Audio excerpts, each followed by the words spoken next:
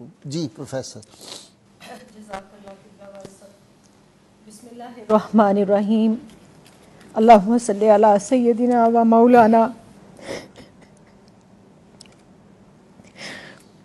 محمد وعلی آلہ وصحبہ وبارک وسلم۔ قبلہ غازی صاحب، آپ کے لیے میں نے ایک شعر لکھا تھا کہ اتنی جرت سے کون بولے گا آپ کو میری عمر لگ جائے۔ آج میں اس شعر میں ترمیم کے ساتھ آپ کو دعا دیتی ہوں کہ اتنی جرت سے کون بولے گا آپ کو عمر خضر مل جائے۔ ہم گھروں میں بیٹھ کے خواتین تماشا دیکھ رہی ہیں کہ الرجال قوامون علی النساء کہنے والے 57 اسلامی ممالک کے حکمران کس نیند میں سو رہے ہیں، وہ کس بے حسی کا شکار ہیں۔ تو آپ نے جس جرت، غیرت دینی اور احساس امت کا مظاہرہ کیا، شکر الحمدللہ کوئی تو بولا، کسی نے تو اس ظلم کے خلاف آواز اٹھائی، ورنہ کل تک مجھے یوں لگتا تھا کہ میں سیدنا امام زین العابدین علیہ السلام کے ساتھ کوفہ میں کھڑی ہوں، جنہوں نے فرمایا تھا کہ مجھے یزیدیوں کی یزیدیت نے اتنی تکلیف نہیں پہنچائی جتنی کوفہ والوں کی خاموشی نے۔ اور جان لو کہ جب بھی کبھی کہیں ظلم ہو اور امت اس کے اوپر خاموش ہو تو وہ لوگ کوفی ہیں، وہ جگہ کوفہ ہے اور وہ رویہ کوفیانہ ہے۔ تو مجھے تو سمجھ نہیں آ رہی کہ سسکیاں کس زبان میں لکھوں۔ آج الفاظ آپ دیدہ ہیں، اور جو آپ کا حال ہے نا، روز آج 11 دن ہو گئے ہیں، ہم مائیں جب اپنے بچوں کو روٹی دیتی ہیں نا تو ہمارے بچوں نے انکار کر دیا کہ ہمیں ایک وقت روٹی دے دیا کریں۔ ہم سے نہیں دیکھا جاتا غزہ کے اندر اپنے معصوم بہن بھائیوں کا اس طرح سے گاجر مولی کی طرح کٹنا، گویا ان کو تو انسان بھی نہیں سمجھا جا رہا۔ اور یو این او کا جنرل سیکرٹری کھڑا ہو کے کہتا ہے کہ دنیا میں اگر کسی نے جہنم دیکھنی ہے تو وہ غزہ کو دیکھ لے، غزہ کے بچوں کو دیکھ لے۔ دوسری طرف یو این او امداد بھجواتا ہے مصر، اور مصر کی جو بارڈر لائن ہے وہ بند کی گئی ہے۔ یہ دنیا کس کو تماشا کر کے دکھا رہے ہیں؟ رسول کریم صلی اللہ علیہ وآلہ وسلم کی بارگاہ میں ایک استغاثہ آپ نے پیش کیا، میں ایک استغاثہ پیش کرتی ہوں کہ یا رسول اللہ، اور روز یہی کہتی ہوں ہر نماز کے بعد کہ اے گنبد خضرا کے مکی میری مدد کر، یا پھر یہ بتا کون میرا تیرے سوا ہے۔ یا رسول اللہ، ہمارا کوئی نہیں آپ کے سوا۔ ہم اس دنیا میں تمام مردوں نے چوڑیاں پہن لی، غیرتیں اپنی بیچ چکے، اور آپ دیکھیے پاکستان کے اندر جس بے حسی کی آپ بات کر رہے ہیں، عمراء سے لے کے عوام تک ان کی پروڈکٹس کو بھی اسی طرح خرید رہے ہیں، اور کوئی آواز بلند نہیں ہو رہی، کوئی بول نہیں رہا۔ اور قرآن کیا کہتا ہے؟ سورہ نساء کی آیت پیش کرنا چاہوں گی۔ اللہ رب الکریم ارشاد فرماتا ہے وَمَا لَكُمْ لَا تُقَاتِلُونَ فِي سَبِيلِ اللَّهِ وَالْمُسْتَضْعَفِينَ مِنَ الرِّجَالِ وَالنِّسَاءِ وَالْوِلْدَانِ الَّذِينَ يَقُولُونَ۔ اور قبلہ غازی صاحب، جب میں یہاں پہنچتی ہوں میرا کلیجہ پھٹ جاتا ہے۔ اللہ فرماتا ہے رَبَّنَا أَخْرِجْنَا مِنْ هَذِهِ الْقَرْيَةِ الظَّالِمِ أَهْلُهَا وَاجْعَل لَّنَا مِن لَّدُنكَ وَلِيًّا وَاجْعَل لَّنَا مِن لَّدُنكَ نَصِيرًا۔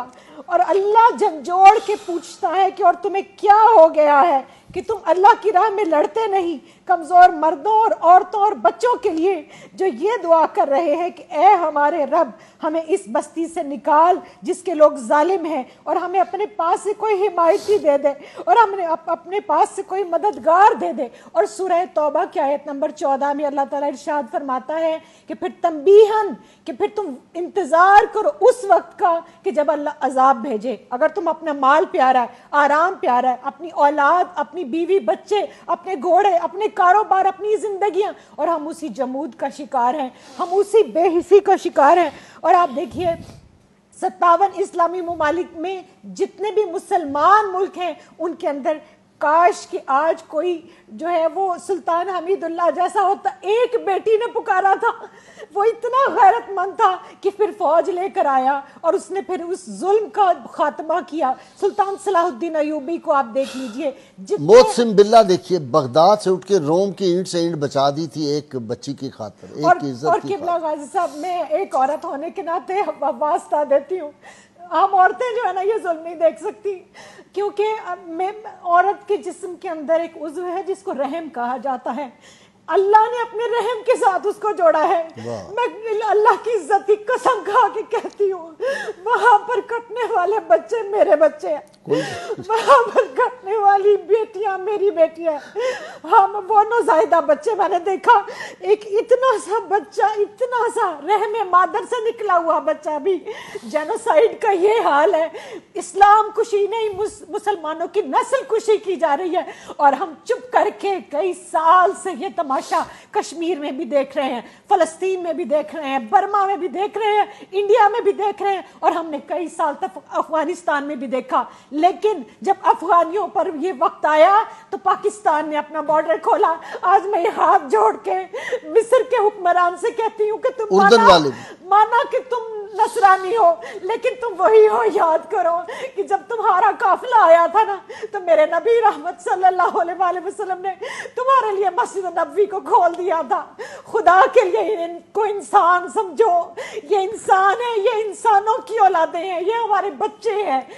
تم جانوروں سے پیار کرنے والے ہو نا, تم ہیومن رائٹس کی بات کرتے ہو نا, کس ہیومن رائٹ کی بات کرتے ہیں؟ کم از کم ان کو انسان سمجھ لے.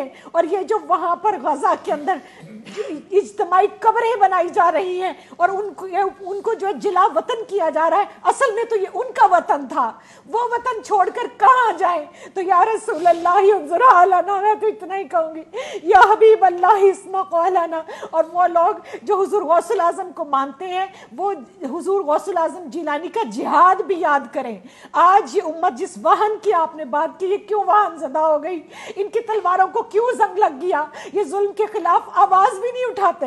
چلیں میں اور آپ تلوار لے کر نہیں نکل سکتے, ایک ریاست کا کام ہے کہ وہ نکلے, لیکن ہم آواز تو بلند کریں. آج تمام سوشل میڈیا کے اکاؤنٹس بند کر دیے جاتے ہیں جہاں فلسطین کی بات ہوتی ہے. لاکھوں کی تعداد میں پوسٹ کو ڈیلیٹ کیا جا رہا ہے. ہمارے پاس ہے کیا؟